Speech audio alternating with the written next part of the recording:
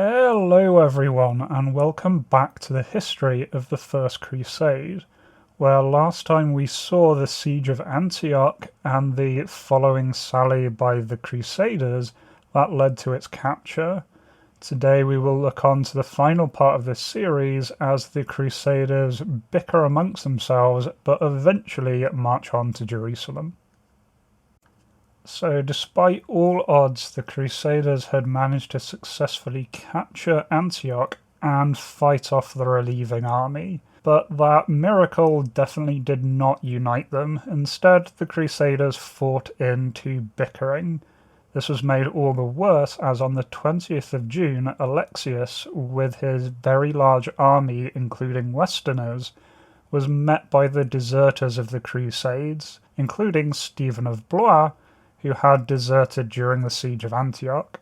These deserters persuaded Alexius that the crusade was doomed, that they were about to be overrun, and since Alexius did not want to overextend and have his own army wiped out, he withdrew.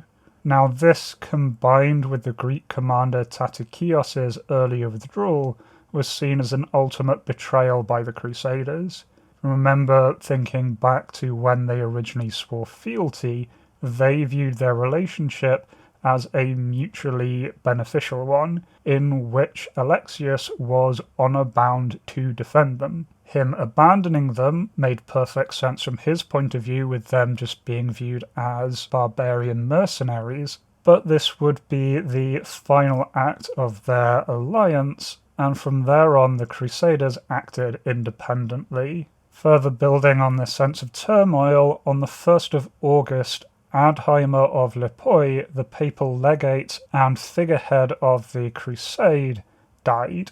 This left the crusade without a clear leader, and now without a clear patron in the form of Alexius. Now Bohemond here moved quickly. He had already laid the groundworks, getting promises that he would be allowed to keep the city if Alexius did not turn up to relieve the Crusaders. He had managed to capture the city and had managed to lead the relief troops to fight off the besieging army, and so he claimed rulership of all of Antioch. Raymond of Toulouse challenged him and the two almost came to blows. They temporarily set aside their quarrelling by marching and capturing Maarat, a nearby town, which Bohemond helped Raymond to capture, but then there was more argument over who would own that town. While these two quarrelled amongst themselves over who should rule Antioch and Maarat, the regular rank and file of the crusading army got more and more incensed. They had come a very long way, undergone severe hardships, and so far they had just taken a city that was not the one that they had set out to reclaim. And in an effort to force the crusading leadership to actually move on, the soldiery started to dismantle Maarat's walls in order to make it no longer a feasible defensive location. Raymond of Toulouse at this point had no choice. It was clear he was not going to get control of Antioch or Maarat, so instead he put himself at the head of this populist group of soldiers who were arguing for an immediate march on Jerusalem. And he did this in a very theatrical way. On the 13th of January 1099, Raymond led the troops out of Maarat while completely barefoot, with praying clergy there to make him seem as if he was the height of devotion and not just another power-hungry lord. To signal that they would not be returning to Maarat, they burned the town behind them.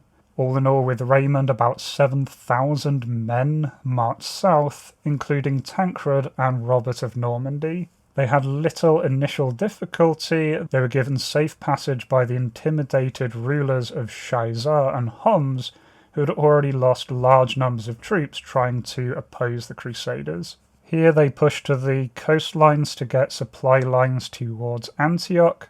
Initially they marched and captured the fortress of Hissin al-Akrad, which would later become known as Crac de Chevalier, the famed Templar castle. Now the army once again became bogged down as they besieged Acre. This lasted for 3 months, during which time they were joined by Count Robert and Duke Godfrey. And once again, bickering started to rise within the camp. Many wished to abandon the siege of what was seen as an unimportant town, and this time it was Godfrey that put himself at the lead of this group. And with Godfrey moving on with his very large cohort, others were forced to follow and the siege was abandoned. Now, during this time, the Fatimids, the Byzantine allies in Egypt, had actually managed to take advantage of the crusade and had themselves captured Jerusalem. And they did offer the Westerners limited unarmed access to the city, but this was very much rejected by the Crusaders. The rank and file had sworn to liberate the city and wanted to follow through, and the crusading leadership, many of them still wanted to gain power, and so wanted to push on and capture the city. So now Godfrey's army pushed on the 16th of May 1099, the army left Tripoli, and they then moved very, very quickly. They covered 225 miles from Tripoli to Jerusalem in only 23 days. This was a very rapid march for the time, and the speed of their movement was really forced upon them. They had to reach Jerusalem before Fatimid reinforcements could fortify the city. The local cities of Beirut, Accra, Tyre and Haifa, as well as Caesarea, gave no opposition to the crusading troops marching through, and Sidon only gave a minor token resistance. The Fatimids knew this force was coming, and so they dismantled Jerusalem's port at Jaffa in order to deny the Crusaders supply routes from the sea. Now, the inter-army bickering continued. Count Raymond suggested that they should ignore Jerusalem and instead attack the Fatimids directly in Egypt. This would have made quite a bit of strategic sense, as Jerusalem itself wasn't a particularly strategically important city, but the wealthy region of the Nile Delta in Egypt would have made for a very good founding center of a new Christian empire. But as we've seen, the army had no intention. They wanted to march to Jerusalem. They wanted to put the crusade to an end.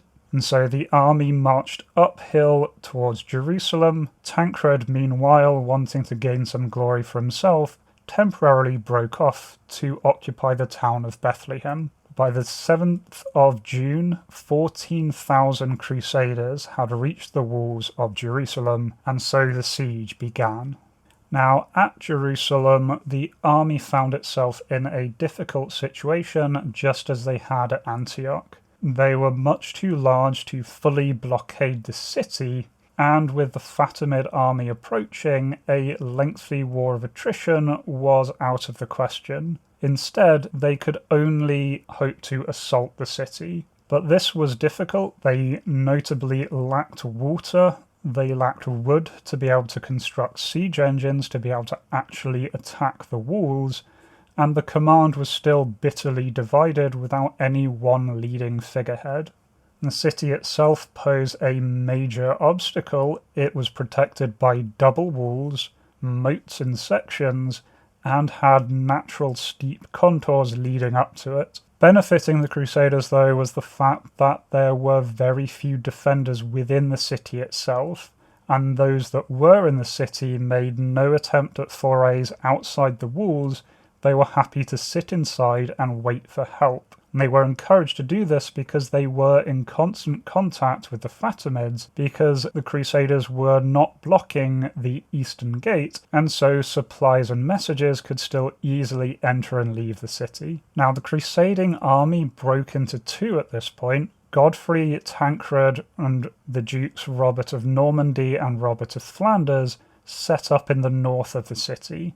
Raymond, meanwhile, was still sulking off on his own, having not gotten any of his previous claimed titles. He moved his army down to the south, opposite the Zion Gate. On the 13th of June, the Crusaders launched an initial attack in the north. This was between the Quadrangular Tower and Damascus Gate, but the Crusaders only had a single ladder for this assault. They did manage to breach the outer wall, but had absolutely no way of getting into the inner wall. First man over the wall was quoted as being Rainbold Croton of Chartres, and he lost a hand in the effort. He wasn't the only one. The Crusaders then started facing heavy losses as they were trapped between the two walls and were rapidly forced to retreat.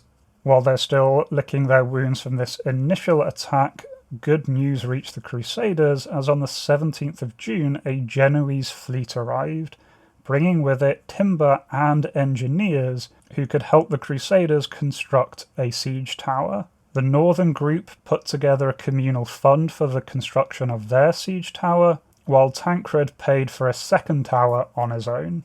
On the 8th of July, a final solemn religious procession was held around the city, in which the entire army marched barefoot to circle the city. This was directly imitating the biblical passages of Joshua at the walls of Jericho, and culminated in the army being addressed at the Mount of Olives by various speakers, including Peter the Hermit. During this, Count Raymond and Tancred publicly reconciled, putting on a public display, at least, of a combined unified effort to push the Crusades through this final challenge.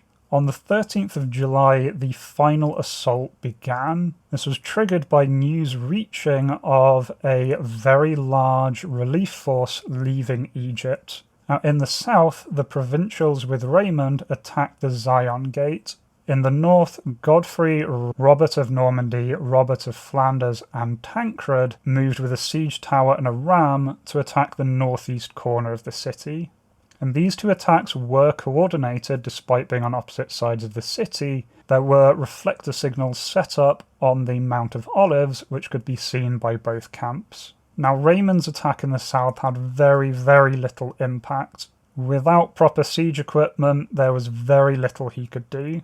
In the north, though, the Crusaders wore down the defenders with days of salvos of arrows and bolts, while the siege tower was slowly but surely brought close enough to the wall. In particular, it was brought right up against the outer wall so that the inner wall itself could be reached from the siege tower using planks and ladders. It took 2 days to get this into position, but on the 15th, everything was ready for the final attack. Duke Godfrey was commanding the tower, personally firing a crossbow from the top into the city. As the planks came down, the first two to cross the walls were brothers. Ludolf and Engelbert charged into the city, followed soon behind by Godfrey and Tancred. The defenders did their best to flee, trying to escape to Temple Mount, but were rapidly overrun by Tancred's men. The rest of the northern defenders retreated to Al-Askar Mosque, where they were offered protection by Tancred, who wanted to ransom them. The southern defenders, hearing of the breakthrough in the north, withdrew to the citadel. This group holding the citadel did not last long. Iftikhar al-Dawra, the leader of the garrison, surrendered the citadel in order for promises of the garrison's safe passage to Ascalon. Some were still captured and ransomed, the rest were allowed to leave the city peacefully. And then things got incredibly dark. The Crusaders, having spent years to reach their target, unleashed a massive wave of pent-up rage and frustration on absolutely everyone within the city. The Jewish population of the city were burned alive inside the synagogue, and Muslims were cut to pieces, decapitated, or tortured with fire in the streets. There are multiple accounts of the streets streaming with blood ankle deep. Other accounts claim that horses were covered with blood up to their knees.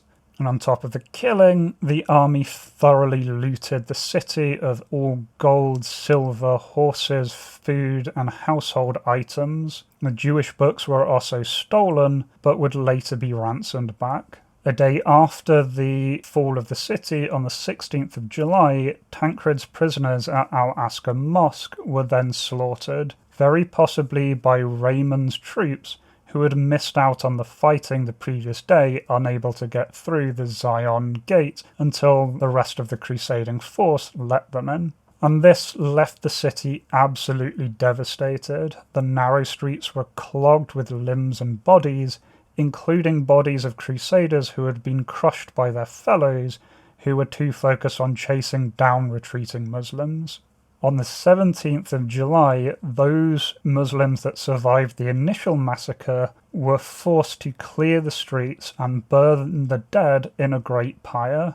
But then they themselves were also massacred. And it is that second massacre of the surviving Muslims done in cold blood that really shook the Muslim world. The slaughtering of a civilian population of a city was not unheard of in medieval warfare.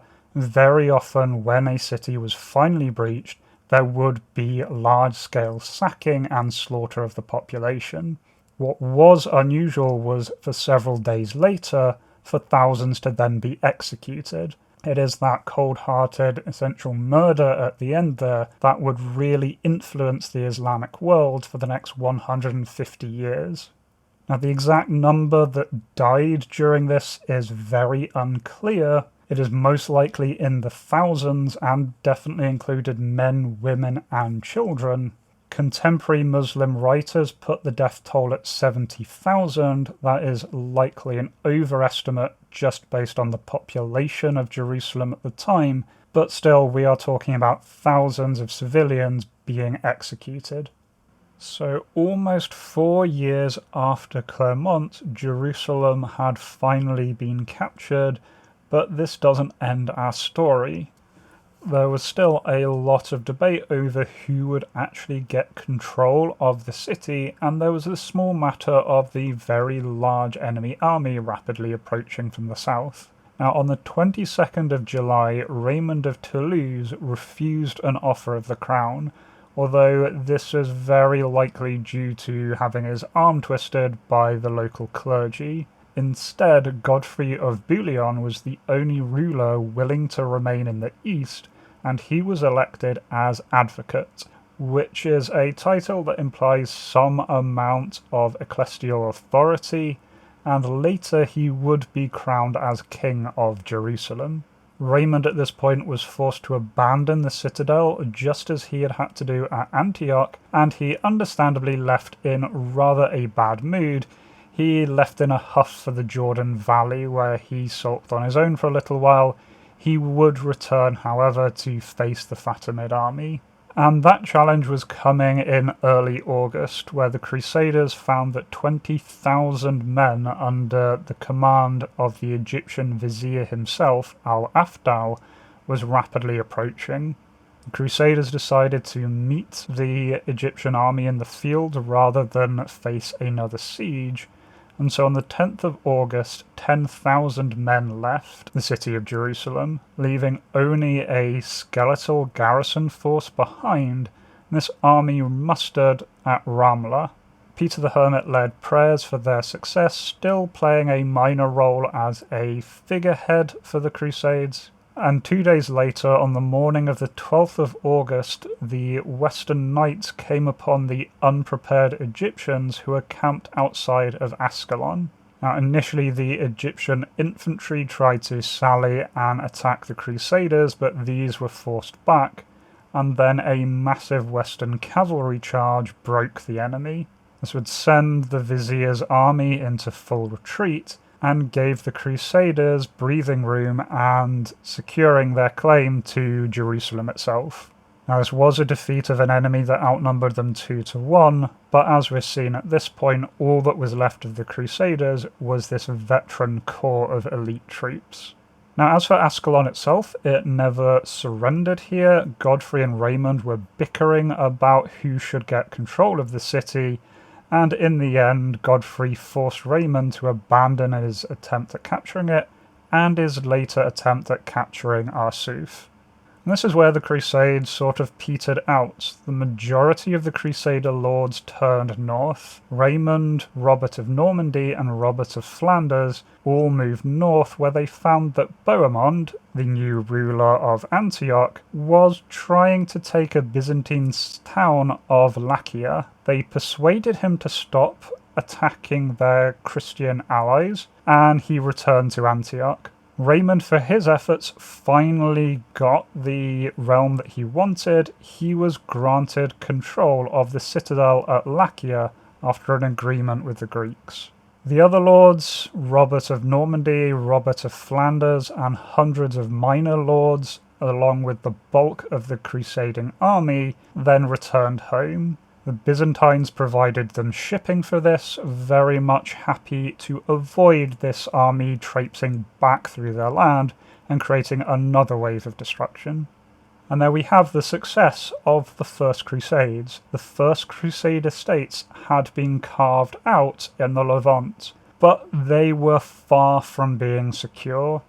These were a few strongholds, and they were interspersed with multiple hostile towns, and major cities such as Damascus were not under Christian rule, sat right in the middle of these crusading cities.